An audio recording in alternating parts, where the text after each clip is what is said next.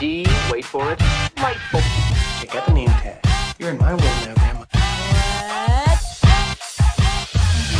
What's up, nerds? And have I got a story for you? Now, also down below, you can find the articles that I read to bring you this story, and you can read those and come up with your own opinion, or just watch this video where I just break it all down for you, and then you just go about your way. I also want to say before I get started that if you like what I do here and you enjoy independent content here on YouTube, please consider subscribing to my channel. YouTube is always changing up their algorithm, and small channels like mine always get pushed to the back of the line. So please ask that you like, share, and subscribe, and I thank you in advance. So why don't we get ahead and get started? It looks like there has been some more casting added to the Netflix Avatar: The Last Airbender show for Netflix. So they've added Paul Sun-Hyung Lee. I'm sorry if I messed up their names, as Uncle Iroh, Liam Kai-Soo as Gyatso, and then Ken Liu as Commander Zhao. You may to real quick sum up those. Lee who is playing, and you may know him from Kim's Convenience. Then he was also in The Mandalorian. He played that X-Wing pilot. He will be playing one of my favorites, Uncle Iroh, and he is a retired Fire Nation general and the wise and nurturing mentor to his hot-headed nephew, Prince Zuko.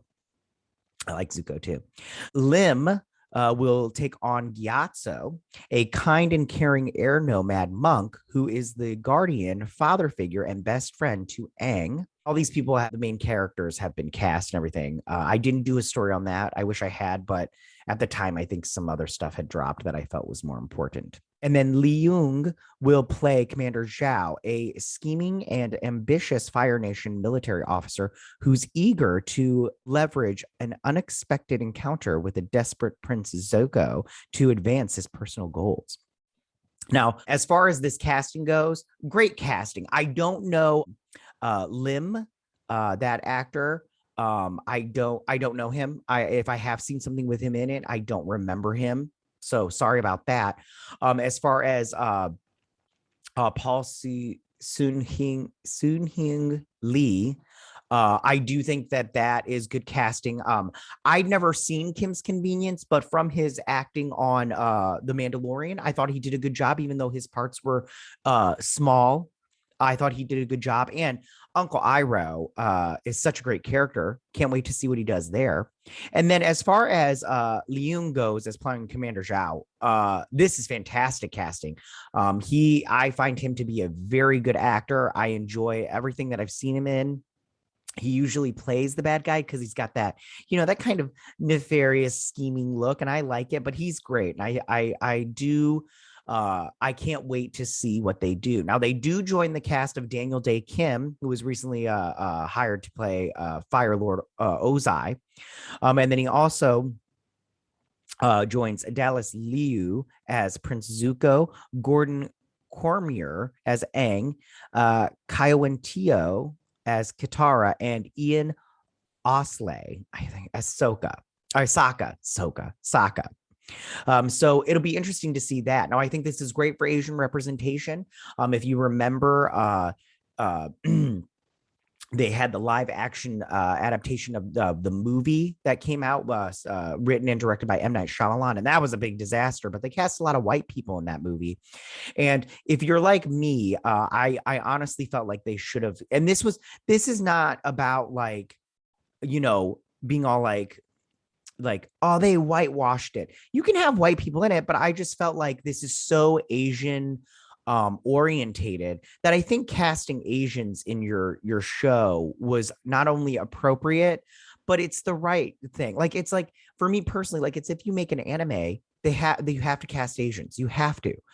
They're drawn because they're Asian. And I honestly felt like them casting a bunch of white people in that movie was a bad choice. And they cast a lot of unknowns, and that was also a bad choice. So I think that casting Asians for this is not only good for representation, but I think it's the right move, just because, as I said before, it's a lot of Asian aspects in this show and infusion and stuff like that, that I think that It's just the right thing to do. Now, if you remember correctly, the creators of Avatar: The Last Airbender for Nickelodeon left the project. They left Netflix. They're going to do their own show, which I think is very fascinating. It makes me wonder, what did they want to do that Netflix was like, no, this is what we need you to do. And I think that it screams a red flag as far as what is Netflix doing, and is this going to be bad?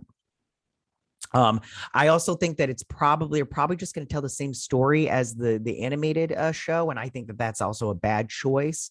We've already seen that with the animated show. Why would I go and watch a live action version of that? What can you possibly add to this show that the animation didn't do, and you think you can do better?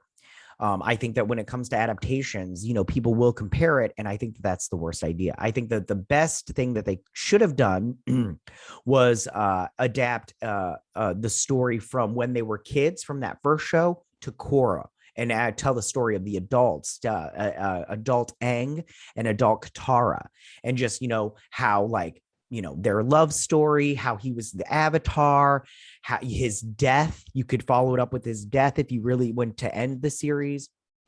You can see the birth of their children and the struggle there, all that good stuff. You could do all that stuff, and they just didn't do it.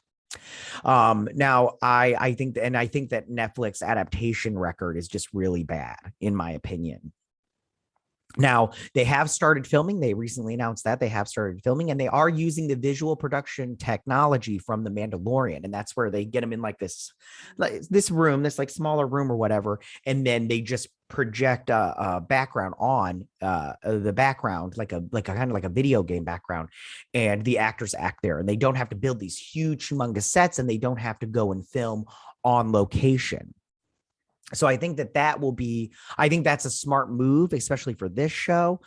It does kind of suck as far as not being able to see beyond actual locations, because sometimes when you get an actor in location, there's no replicating that. It's just like when they're in, like Lord of the Rings, to film that in that kind of technology, it just wouldn't be the same. It just wouldn't be the same. You know what I'm saying?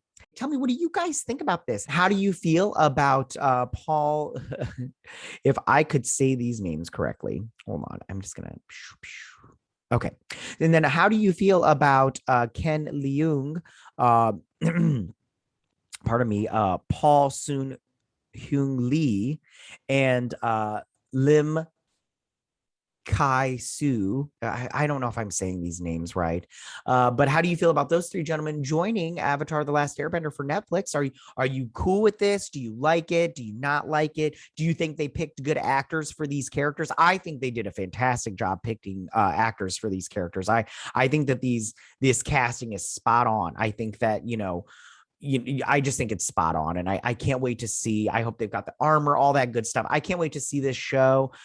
Even if Netflix doesn't have a good track record as far as adaptations go, I love Avatar: The Last Airbender, and I will watch anything that is put out there. You know what I'm saying? Go ahead and tell me what you think. Go ahead and leave all your comments in that section down below. If you like this video, go and hit that like button. I won't mind if you're new to my channel. Please hit that subscribe button. I'd greatly appreciate it. And I will see you guys next week. You guys have a good week. Bye.